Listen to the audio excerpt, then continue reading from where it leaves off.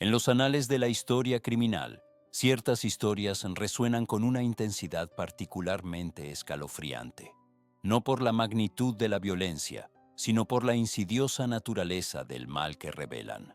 Hoy, nos adentraremos en una de esas historias, una historia de secretos, mentiras y una traición que helaría la sangre al más templado. Imagina una apacible comunidad, anclada en la monotonía de la vida suburbana, un lugar donde las puertas permanecen sin llave y los vecinos se saludan por su nombre. En este escenario idílico, las sombras acechan bajo la superficie, esperando el momento oportuno para emerger. ¿Qué horrores pueden esconderse tras las fachadas de las casas aparentemente perfectas? Nuestra historia comienza en el tranquilo pueblo de Westfield, Nueva Jersey, un lugar que pronto se vería sacudido por una serie de eventos tan extraños como inquietantes. En junio de 2014, Derek y Maria Broadus compraron la casa de sus sueños en el número 657 de Boulevard Drive, una imponente construcción de 6 habitaciones, construida en 1905, que prometía un futuro de felicidad y prosperidad para la joven familia. Pero la promesa pronto se tornaría en pesadilla. Pocos días después de cerrar el trato, los Broadus comenzaron a recibir cartas anónimas, misivas escritas con una caligrafía amenazante y firmadas solo con una palabra: el vigilante. Las cartas, lejos de ser simples bromas de mal gusto, contenían detalles íntimos sobre la familia, sus hijos y la casa. El vigilante afirmaba haber estado observando la propiedad durante décadas, esperando el momento en que sangre joven volviera a llenar sus paredes. ¿Quién era este vigilante? ¿Un vecino resentido? ¿Un acosador obsesionado? ¿O algo mucho más siniestro? Las cartas se volvieron cada vez más perturbadoras. El vigilante preguntaba por los nombres de los niños, sus apodos y dónde dormían. Describía sus movimientos dentro de la casa, demostrando un conocimiento inquietante de su vida cotidiana. La policía local inició una investigación, pero las pistas eran escasas y las sospechas se cernían sobre todos.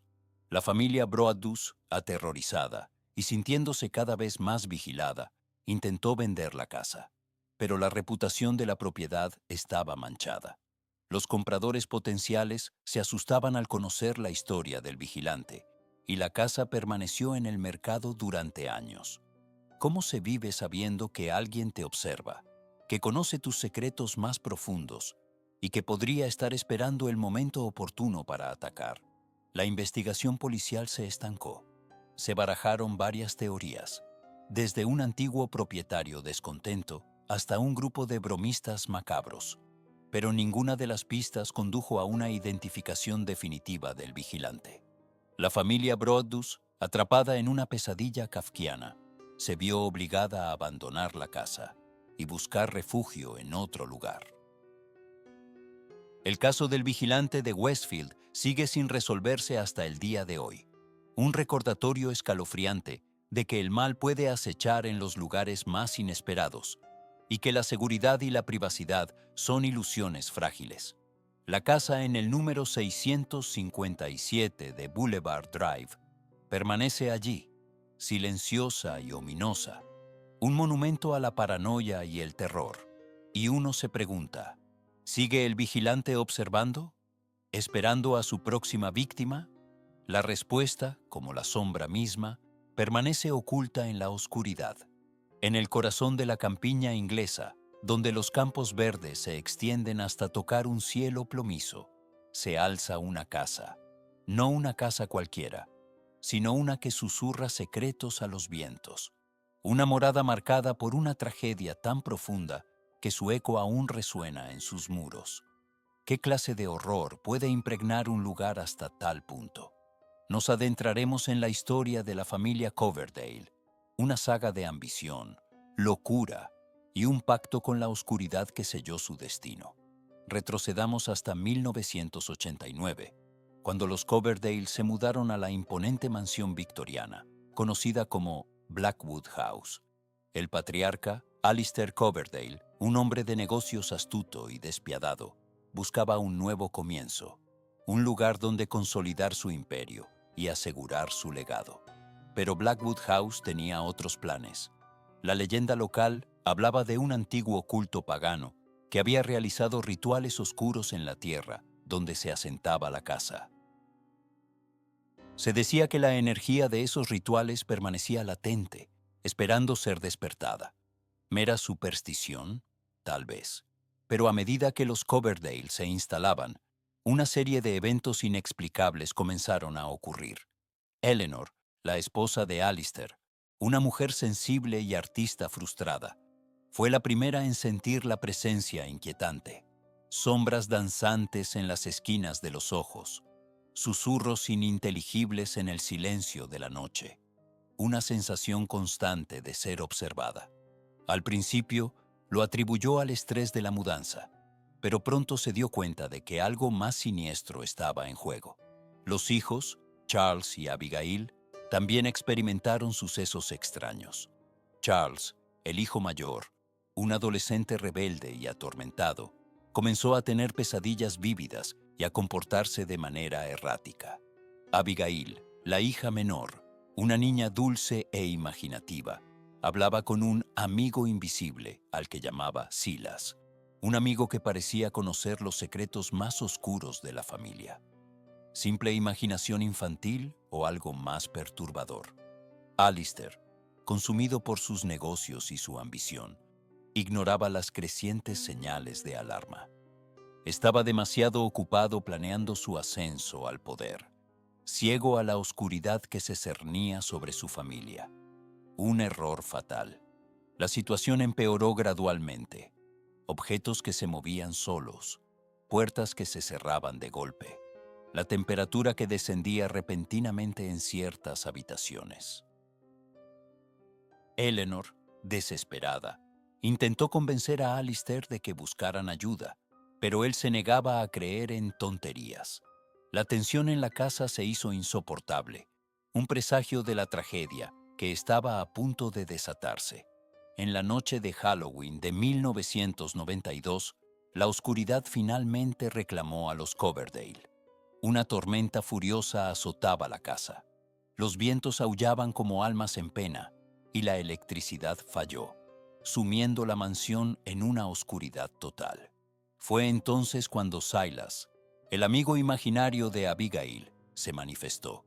Lo que sucedió esa noche sigue siendo un misterio, envuelto en rumores y especulaciones. Lo que se sabe con certeza es que a la mañana siguiente, Alistair Coverdale fue encontrado muerto en su estudio, su cuerpo mutilado de una manera que desafiaba la comprensión. Eleanor había desaparecido, dejando tras de sí solo un charco de sangre y una nota críptica. Charles estaba catatónico, incapaz de hablar o moverse.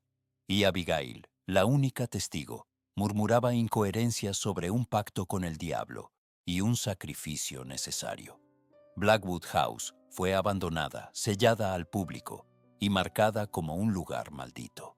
La policía nunca resolvió el caso, y los pocos que se atrevieron a investigar desaparecieron sin dejar rastro. ¿Qué ocurrió realmente en esa fatídica noche? ¿Fue la locura, el culto pagano o algo aún más siniestro? Hoy, Blackwood House sigue en pie, un monumento silencioso a la tragedia de los Coverdale. Algunos dicen que se pueden escuchar susurros en el viento, que las sombras aún danzan en las paredes y que el espíritu de Silas sigue esperando, buscando nuevas víctimas para su oscuro pacto. ¿Te atreverías a pasar una noche en Blackwood House? ¿Te atreverías a escuchar los secretos que susurra el viento? Porque a veces, los lugares malditos no solo guardan secretos, sino que también los comparten con aquellos que se atreven a escuchar. Y una vez que escuchas, ya no hay vuelta atrás. En la penumbra de la historia, donde los límites entre la cordura y la pesadilla se desdibujan, existen relatos que desafían nuestra comprensión. Relatos de una crueldad tan insondable que nos obligan a cuestionar la naturaleza misma del mal. ¿Están listos para adentrarse en uno de ellos? Nos trasladamos a Milwaukee, Wisconsin, a finales del siglo XX. En el corazón de una ciudad que dormía ajena al horror, un depredador acechaba en las sombras. Su nombre, Jeffrey Dahmer, se convertiría en sinónimo de depravación. Pero, ¿quién era el hombre detrás del monstruo? Dahmer, nacido en 1960, tuvo una infancia aparentemente normal. Sin embargo, tras la fachada de un joven tranquilo y reservado, se ocultaba una mente perturbada, un oscuro torbellino de fantasías macabras que, con el tiempo, lo consumirían por completo. ¿Qué eventos, qué traumas lo condujeron por este sendero de oscuridad? Su primer asesinato, cometido en 1978, marcaría el inicio de una escalada de violencia que se prolongaría durante más de una década. Stephen Hicks, un joven autoestopista, fue la primera víctima de su insaciable sed de sangre.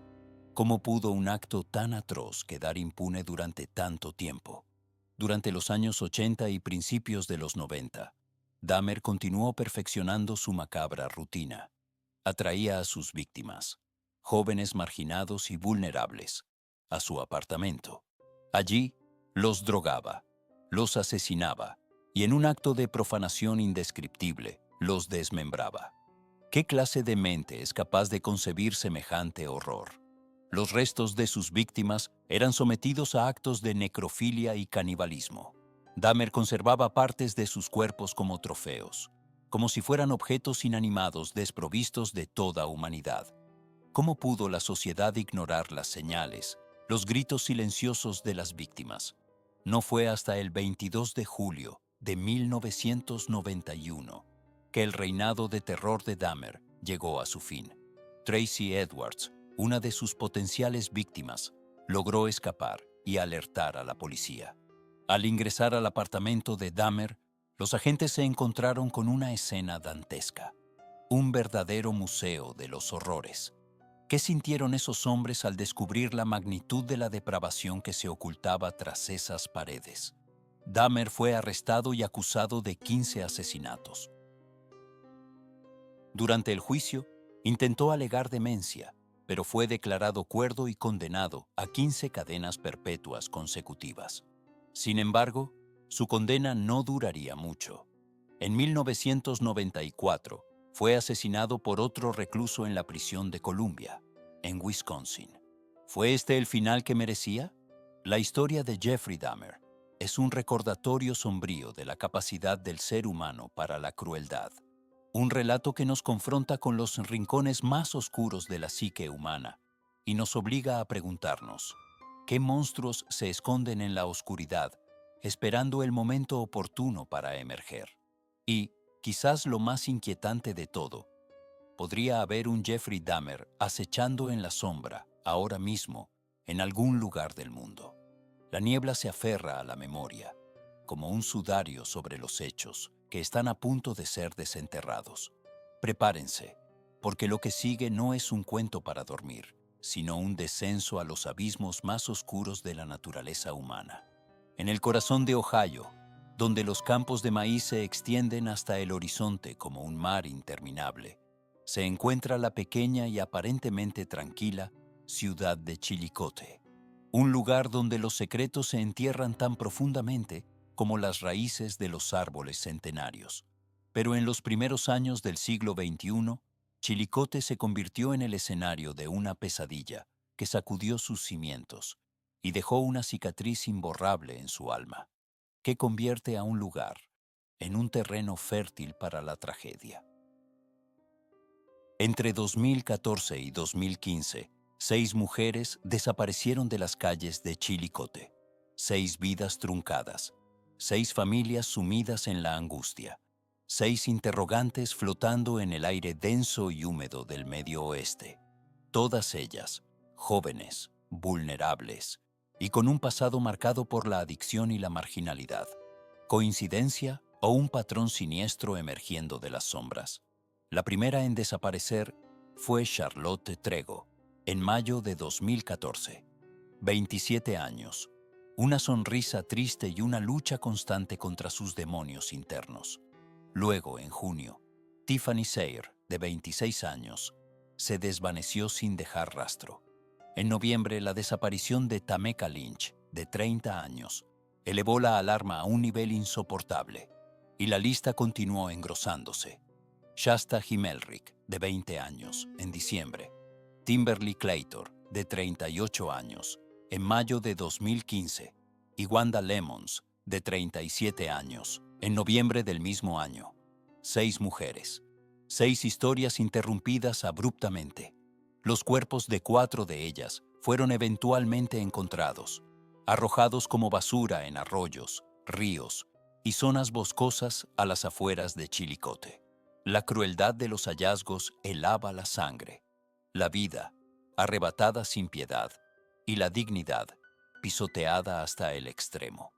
¿Qué clase de monstruo acechaba en la aparente normalidad de Chillicothe? Las investigaciones policiales se toparon con un muro de silencio, alimentado por el miedo y la desconfianza. La comunidad, ya de por sí golpeada por la pobreza y la drogadicción, se cerró sobre sí misma, protegiendo sus secretos a toda costa. Rumores, especulaciones y acusaciones cruzadas envenenaron aún más el ambiente. ¿Quién sabía más de lo que decía? ¿Quién ocultaba la verdad tras una máscara de indiferencia? En medio de la confusión y el dolor, un nombre comenzó a resonar con mayor fuerza: Neil Foulds, un hombre con un pasado oscuro y una fascinación perturbadora por la violencia. Cuando la policía lo abatió en Virginia Occidental, en 2015, tras un incidente con otra mujer, encontraron en su coche un arsenal de armas y una lista de nombres, entre los que figuraban algunas de las mujeres desaparecidas en Chillicothe. ¿Era Foulds el depredador que había estado cazando en las sombras? ¿O era solo una pieza más en un rompecabezas mucho más complejo y retorcido? La respuesta, quizás, nunca se conozca por completo.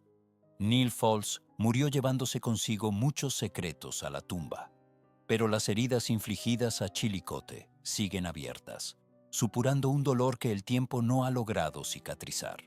Las familias de las víctimas, la comunidad entera, continúan buscando respuestas, tratando de darle sentido a una tragedia que desafía toda lógica y razón. Y mientras tanto, la niebla sigue aferrándose a la memoria, recordándonos que el mal puede acechar en los lugares más insospechados, esperando el momento oportuno para emerger de las sombras y reclamar sus víctimas. Porque al final, la oscuridad siempre encuentra la manera de filtrarse en la luz.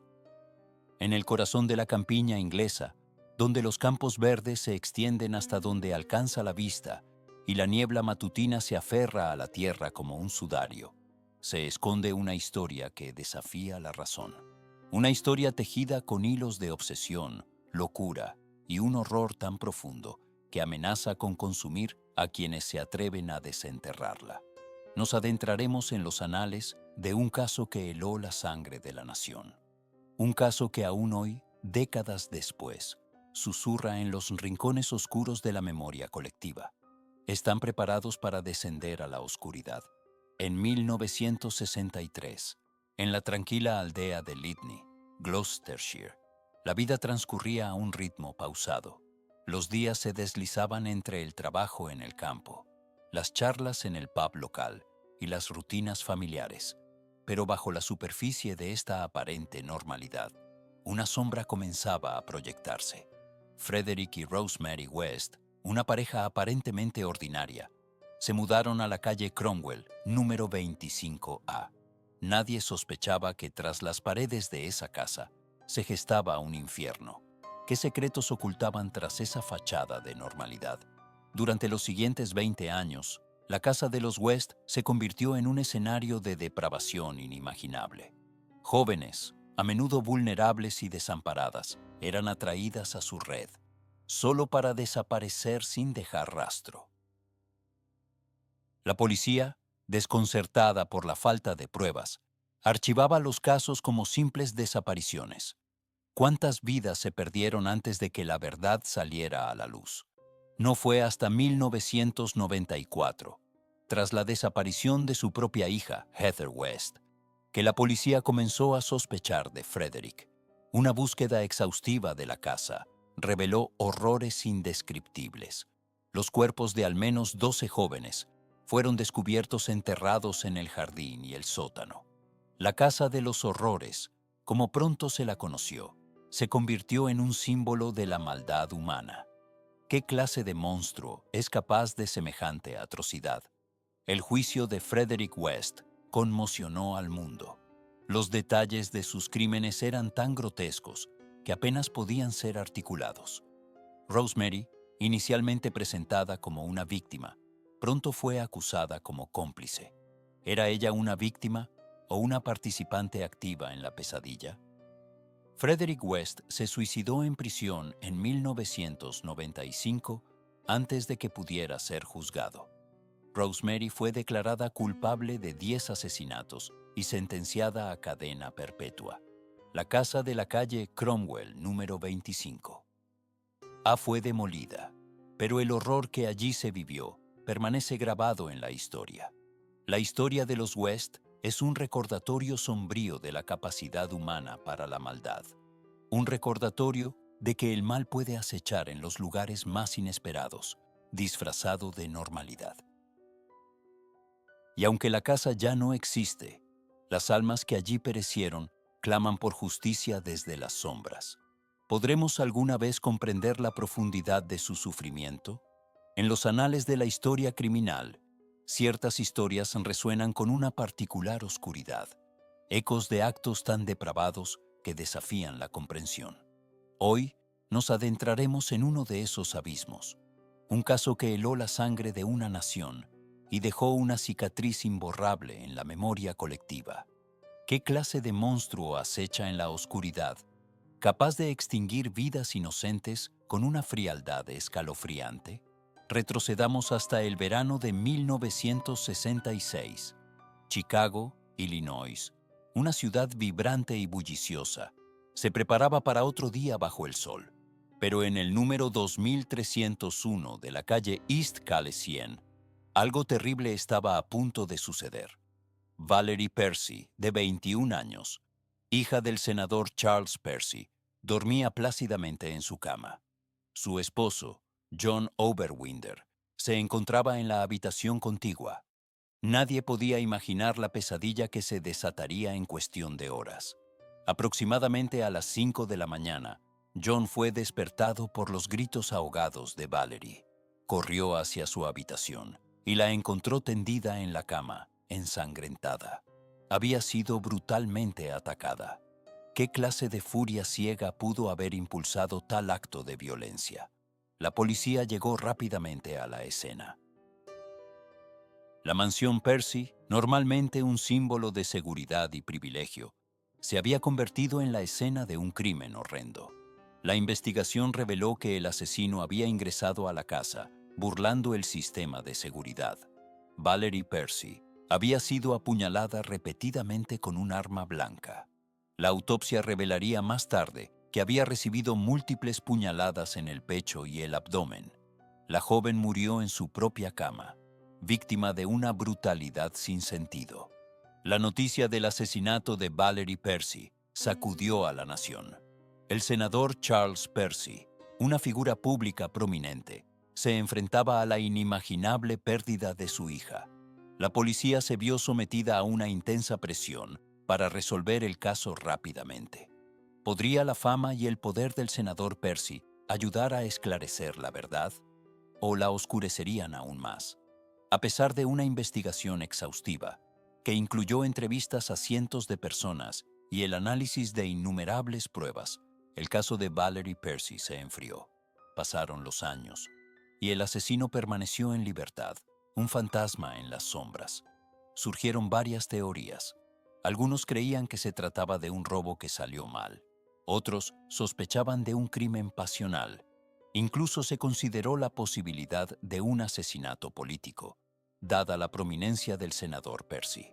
Pero ninguna de estas teorías pudo ser probada de manera concluyente.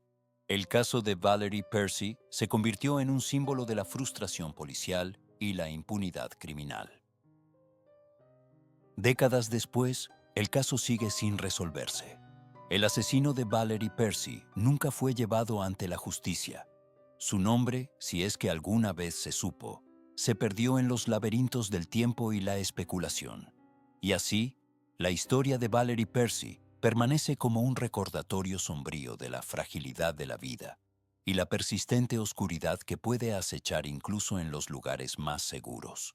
Un eco silencioso de una tragedia que hasta el día de hoy sigue sin encontrar paz. ¿Cuántos secretos permanecen enterrados con ella? En la oscuridad, donde la línea entre la cordura y la pesadilla se desdibuja, existen historias que desafían nuestra comprensión, relatos de lo inexplicable, de horrores que acechan en los rincones más sombríos de la existencia humana. ¿Están listos para adentrarse en uno de ellos? El 19 de febrero de 1984, en el tranquilo vecindario de Burke, Virginia, la vida de la familia Bennett cambió para siempre. John y Joyce Bennett, junto a su hija Dawn de 14 años, parecían disfrutar de una existencia idílica. Pero bajo la superficie de la normalidad, algo siniestro se estaba gestando. Esa noche, John escuchó ruidos extraños provenientes del piso de abajo. Armado con una pistola calibre 22, bajó cautelosamente las escaleras. Lo que encontró allí lo marcaría de por vida.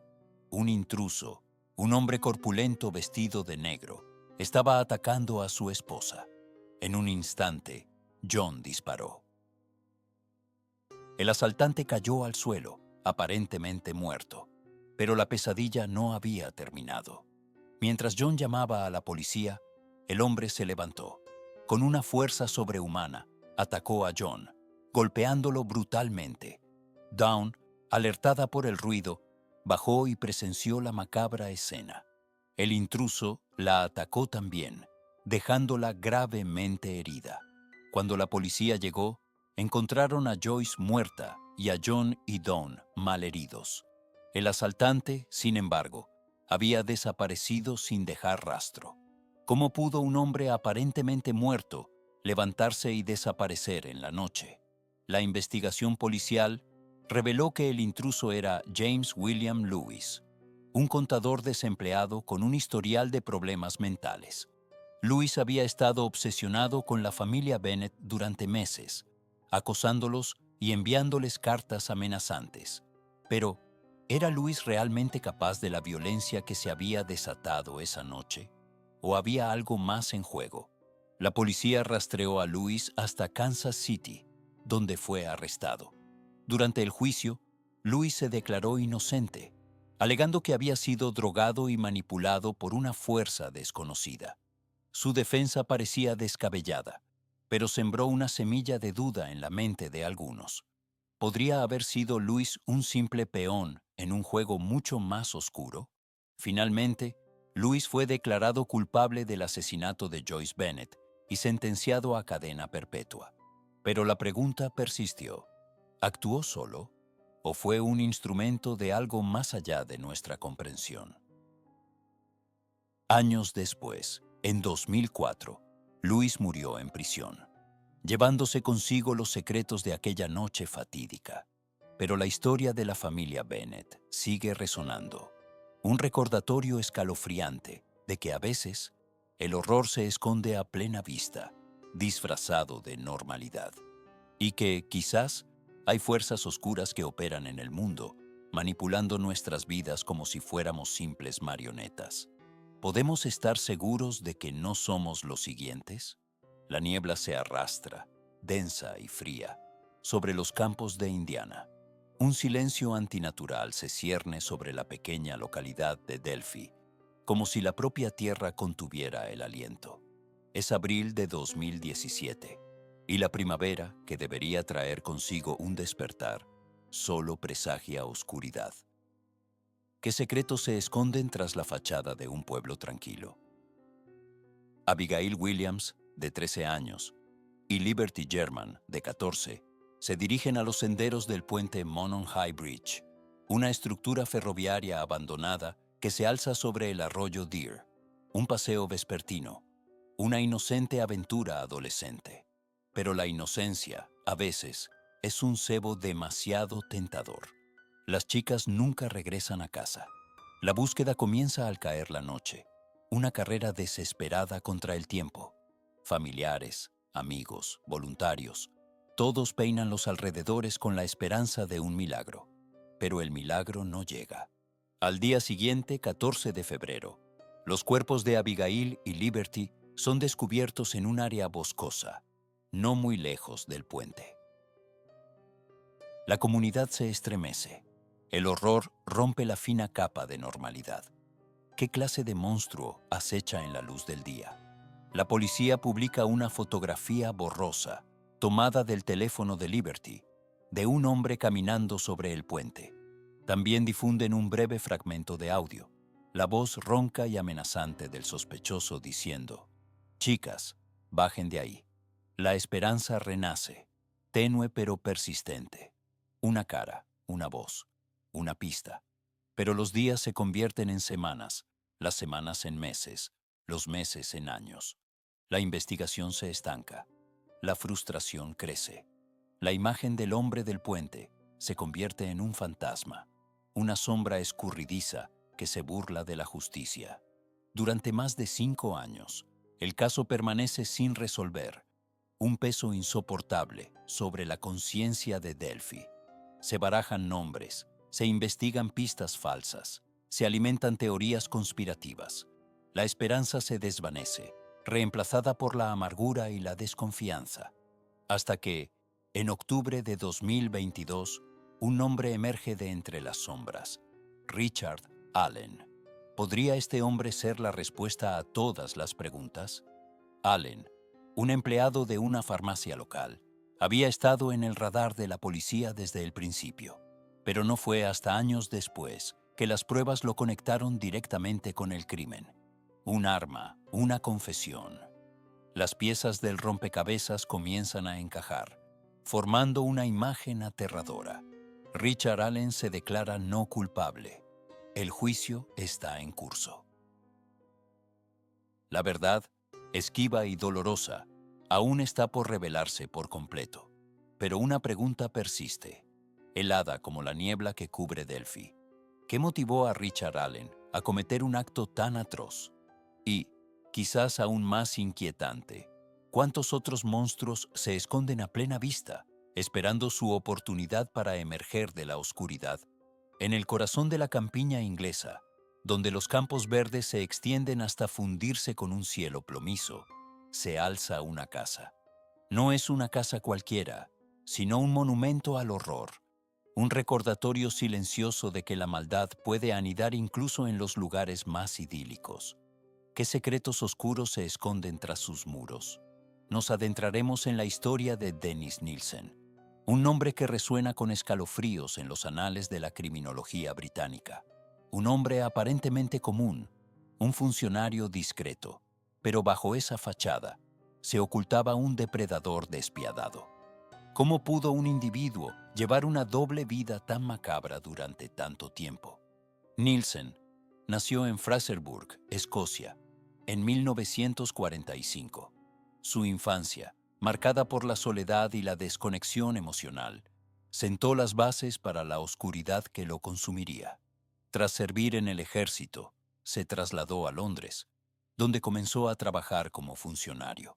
Una vida anodina, podría decirse. Pero la normalidad era solo una máscara. ¿Qué impulsó a Nielsen a cruzar la línea que separa la cordura de la depravación? Entre 1978 y 1983, Nielsen asesinó al menos a 15 hombres jóvenes, muchos de ellos sin hogar o marginados.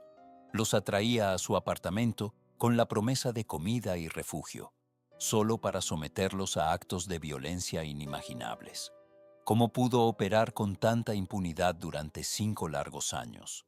Después de estrangular a sus víctimas, Nielsen las bañaba y vestía, guardando sus cuerpos durante semanas, incluso meses. Hablaba con ellos, los sentaba frente al televisor, intentando recrear una intimidad grotesca. ¿Qué retorcida necesidad satisfacía este macabro ritual? Finalmente, Nielsen desmembraba los cuerpos y los desechaba. Primero, quemándolos en hogueras en el jardín. Luego, cuando se mudó a un apartamento en Melrose Avenue, intentó deshacerse de los restos arrojándolos por el inodoro. Fue precisamente este acto, el atasco de las tuberías, lo que condujo a su detención. ¿Ironía del destino o simple negligencia? En 1983, los fontaneros que intentaban desatascar las tuberías descubrieron fragmentos de carne humana. La policía fue alertada de inmediato. Al ser confrontado, Nielsen confesó sus crímenes con una frialdad escalofriante. ¿Qué clase de monstruo confiesa con tanta indiferencia? Durante el juicio, Nielsen se declaró no culpable de asesinato, alegando demencia. Sin embargo, el jurado lo declaró culpable de 6 cargos de asesinato y 2 de intento de asesinato. Fue sentenciado a cadena perpetua. Fue la justicia verdaderamente servida. Dennis Nielsen murió en prisión en 2018, llevándose consigo muchos de sus secretos a la tumba. Su caso sigue siendo objeto de estudio y debate, un recordatorio inquietante de la capacidad humana para la crueldad y la oscuridad. ¿Cuántos otros monstruos acechan en las sombras, esperando el momento oportuno para emerger? En el corazón de la campiña inglesa, donde los campos verdes se extienden hasta un horizonte brumoso, se esconde una historia que desafía la lógica y perturba la tranquilidad. Una historia de secretos enterrados, de una familia consumida por la oscuridad y de un legado manchado por la sangre. ¿Estás preparado para adentrarte en la pesadilla que acechó en la casa de los Coverdale? Todo comenzó en 1989, cuando la familia Coverdale se mudó a una imponente mansión victoriana en el pequeño pueblo de Hollow Creek. Arthur, el patriarca, un hombre de negocios exitoso pero taciturno, buscaba un refugio para su esposa, Eleanor, una mujer frágil y melancólica, y sus 2 hijos, los jóvenes Charles y Emily. La casa, con sus numerosas habitaciones, pasillos laberínticos y un jardín descuidado, parecía ofrecer el aislamiento y la paz que tanto anhelaban. Pero la paz, como pronto descubrirían, era una ilusión. Los primeros signos de que algo andaba mal fueron sutiles, ruidos inexplicables en la noche, sombras que se movían en el rabillo del ojo, una sensación constante de ser observados. Eleanor, ya de por sí nerviosa, se volvió cada vez más paranoica, convencida de que la casa estaba habitada por una presencia maligna. Arthur, un hombre de razón, descartó sus miedos como producto de su imaginación. Pero a medida que pasaban los días, incluso él comenzó a sentir una inquietud inexplicable. ¿Qué secretos ocultaban las paredes de Hollow Creek Manor? Los niños, Charles y Emily, también experimentaron sucesos extraños. Charles, el mayor, comenzó a tener pesadillas vívidas en las que veía figuras oscuras acechando en los pasillos de la casa. Emily, la más joven, afirmaba hablar con una amiga invisible que vivía en el ático. Al principio, sus padres lo atribuyeron a la imaginación infantil, pero pronto se dieron cuenta de que algo más siniestro estaba ocurriendo. ¿Podría ser que la casa estuviera afectando sus mentes? ¿O había algo más, algo sobrenatural en juego? La situación empeoró drásticamente en 1992. Eleanor, presa de un ataque de histeria, intentó incendiar la casa. Afortunadamente, Arthur logró detenerla a tiempo, pero el incidente dejó a la familia traumatizada. Eleanor fue internada en un hospital psiquiátrico, donde fue diagnosticada con esquizofrenia paranoide. Arthur, devastado, se quedó solo con sus hijos en la casa maldita. ¿Era la enfermedad de Eleanor una coincidencia o la casa había desencadenado su locura? La tragedia golpeó de nuevo en 1996. Charles, que entonces tenía 15 años, desapareció sin dejar rastro. La policía realizó una búsqueda exhaustiva, pero no encontraron ninguna pista. Arthur, desesperado, comenzó a creer que su hijo había sido víctima de la casa. ¿Se había perdido Charles en los laberínticos pasillos o algo peor le había sucedido. Emily, la única Coverdale que quedaba en la casa, se volvió cada vez más retraída y silenciosa. Pasaba horas encerrada en su habitación, hablando con su amiga invisible. Arthur, temiendo por su salud mental, decidió vender la casa y mudarse a otro lugar. Pero antes de que pudieran irse, Emily desapareció también. ¿Se había llevado la casa a Emily, como se había llevado a su hermano? La casa de los Coverdale permaneció vacía durante años, un monumento a la tragedia y la locura. Los lugareños contaban historias de fantasmas y sucesos extraños que ocurrían en la propiedad. Algunos decían que se oían gritos en la noche, otros afirmaban haber visto figuras oscuras asomándose por las ventanas. La leyenda de Hollow Creek Manor creció con el tiempo, convirtiéndose en un cuento de advertencia para aquellos que se atrevieran a acercarse. ¿Qué horrores se escondían entre sus muros?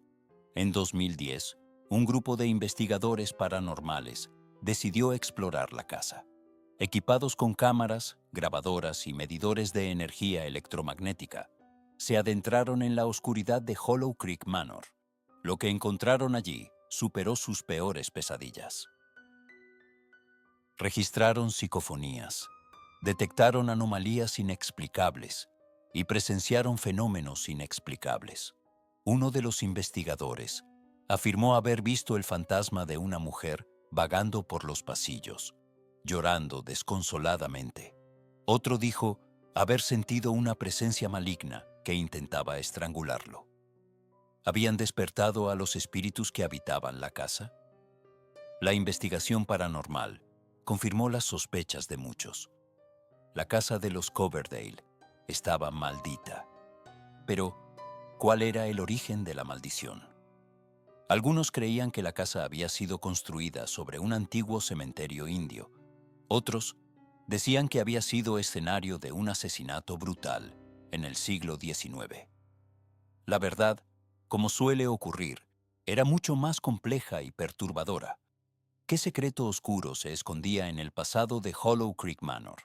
La respuesta se encontró en los archivos históricos del pueblo. Se descubrió que la casa había pertenecido a una familia llamada Blackwood en el siglo XVIII. Los Blackwood eran conocidos por su crueldad y su participación en rituales oscuros. Se decía que habían sacrificado animales e incluso humanos en la casa, invocando a entidades demoníacas. Habían abierto un portal a otra dimensión, liberando fuerzas malignas que aún acechaban en la casa. La historia de los Coverdale es un recordatorio de que hay lugares en el mundo donde el mal acecha, esperando a que alguien lo despierte. Lugares donde el pasado se niega a morir y donde los secretos enterrados pueden volver para atormentarnos. La casa de los Coverdale, ahora abandonada y en ruinas, sigue siendo un lugar de oscuridad y misterio, un lugar donde la línea entre la realidad y la pesadilla se difumina, y donde el horror espera a aquellos que se atreven a mirar demasiado de cerca. ¿Te atreverías a pasar una noche en Hollow Creek Manor? En los anales de la historia criminal, ciertas historias resuenan con una particular frialdad, ecos de una maldad que parece desafiar toda comprensión. Hoy, nos adentraremos en una de esas narrativas, un caso que se grabó a fuego en la memoria colectiva y que aún hoy, décadas después, sigue generando escalofríos, que impulsa a un individuo a cruzar la línea, a abandonar la humanidad y sumergirse en la oscuridad más absoluta. Retrocedamos hasta el verano de 1977. Una ola de calor sofocante se extendía sobre la ciudad de Nueva York, pero en el distrito del Bronx, una sombra aún más oscura comenzaba a proyectarse. David Berkowitz, un joven solitario y perturbado, estaba a punto de convertirse en sinónimo de terror. Como un joven aparentemente normal se transforma en un monstruo. Berkowitz, un empleado de correos de 24 años, comenzó su reinado de terror con un rifle calibre 22. Sus víctimas, jóvenes parejas, sorprendidas en la intimidad de sus vehículos, en lugares apartados. Los ataques eran rápidos, brutales y aparentemente aleatorios. La policía, desconcertada, se enfrentaba a un enemigo invisible, un depredador que parecía moverse entre las sombras con una facilidad inquietante. A medida que el número de víctimas aumentaba, el pánico se apoderaba de la ciudad. La prensa lo bautizó como el Hijo de Sam, un nombre que él mismo adoptaría en sus cartas a la policía, misivas escalofriantes que revelaban una mente retorcida y perturbada. «Soy el hijo de Sam», escribía, «y amo cazar». La ciudad vivía con miedo. Las calles, antes bulliciosas, se vaciaban al caer la noche. La gente se encerraba en sus casas, presa del terror. La policía, bajo una presión implacable, intensificaba la búsqueda, pero el Hijo de Sam parecía burlarse de ellos a cada paso. ¿Qué secretos oscuros se escondían tras la fachada de este asesino? Finalmente, tras meses de angustia y terror, una pista aparentemente insignificante condujo a la policía hasta Berkowitz. Un testigo recordó haber visto un coche sospechoso cerca de uno de los escenarios del crimen. El vehículo fue rastreado hasta Berkowitz y al registrar su coche, encontraron el rifle calibre 22, la prueba irrefutable de su culpabilidad. La detención de Berkowitz supuso un alivio inmediato para la ciudad, pero la pesadilla no había terminado. Durante los interrogatorios, Berkowitz confesó ser el hijo de Sam, pero sus explicaciones eran aún más inquietantes que sus crímenes. Afirmaba que recibía órdenes de un demonio que se comunicaba con él a través del perro de su vecino, un labrador negro llamado Harvey. ¿Era Berkowitz un loco, un demonio o ambas cosas? Berkowitz fue declarado culpable de 6 cargos de asesinato en segundo grado y sentenciado a 25 años de prisión por cada cargo, una cadena perpetua virtual. Tras su encarcelamiento, Berkowitz afirmó haberse convertido al cristianismo y renunció a su pasado oscuro. Sin embargo, la sombra del Hijo de Sam sigue persiguiéndolo, un recordatorio constante del horror que infligió a la ciudad de Nueva York. El caso de David Berkowitz, el hijo de Sam, sigue siendo un enigma, un oscuro recordatorio de la capacidad humana para la maldad. Un caso que nos obliga a confrontar las preguntas más inquietantes sobre la naturaleza del mal y los límites de la cordura. Y quizás, lo más aterrador de todo, es la posibilidad de que el mal pueda acechar en cualquier lugar, incluso en el vecino de al lado, en el corazón de la campiña inglesa, donde los campos verdes se extienden hasta un horizonte brumoso. Se esconde una historia que hiela la sangre, una historia de secretos enterrados, de una maldad que florece en la oscuridad y de una casa, Borley Rectory, que se ganó a pulso el título de la casa más embrujada de Inglaterra. ¿Qué clase de horrores pueden adherirse a un edificio, impregnando sus paredes y atormentando a sus habitantes? La historia de Borley Rectory comienza en 1862, cuando fue construida para el reverendo Henry Dawson Ellis Bull. Reemplazó a una rectoría anterior que había sido destruida por un incendio. Pero, desde el principio, algo no estaba bien. Susurros de sucesos extraños comenzaron a circular por el pueblo. Se decía que una monja, atrapada en un amor prohibido siglos atrás, vagaba por los terrenos, buscando desesperadamente a su amante perdido. Una leyenda local o el primer indicio de una presencia mucho más siniestra. Durante décadas, la familia Bull vivió en la rectoría, experimentando una serie de incidentes inexplicables, campanadas fantasmales, objetos que se movían solos, figuras sombrías que acechaban en los pasillos. A pesar de todo, la familia Bull permaneció en la casa hasta la muerte del reverendo, en 1927. Tras quedar vacía, la rectoría pronto encontró nuevos inquilinos, el reverendo Guy Eric Smith y su esposa, Mabel. Su estancia fue breve, pero suficiente para desatar una oleada de fenómenos paranormales que capturaron la atención del mundo.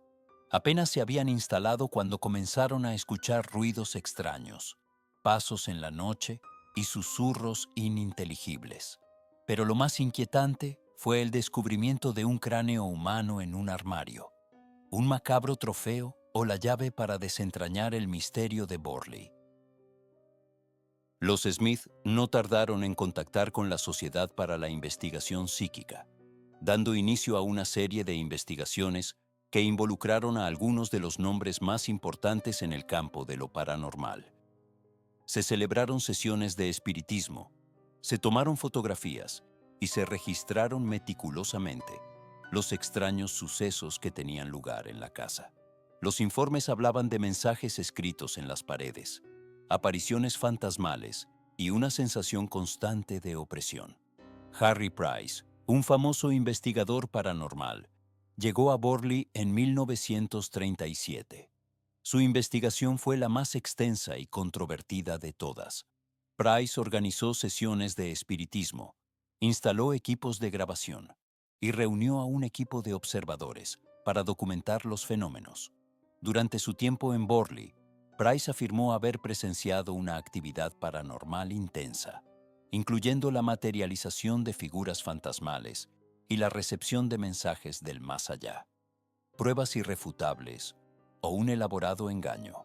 A pesar de las numerosas investigaciones, la verdadera naturaleza de los sucesos de Borley Rectory sigue siendo un misterio. Algunos creen que la casa estaba genuinamente embrujada por espíritus atormentados. Otros sugieren que los fenómenos fueron el resultado de engaños, sugestión o histeria colectiva. En 1939, un incendio devastó Borley Rectory, reduciéndola a cenizas. Algunos vieron en este evento una liberación, el fin de una era de terror. Pero incluso en ruinas, la leyenda de Borley Rectory persistió. ¿Puede el fuego purificar un lugar manchado por el mal? ¿O simplemente dispersa las sombras, permitiéndoles acechar en otros lugares? Hoy en día, solo quedan algunos restos de los cimientos de Borley Rectory. Pero la historia de la casa más embrujada de Inglaterra sigue viva. Un recordatorio inquietante de que, a veces, los horrores más profundos se encuentran donde menos los esperamos, esperando pacientemente en la oscuridad para reclamar su próxima víctima. Y uno se pregunta, ¿qué secretos permanecen enterrados bajo esas ruinas, esperando ser desenterrados?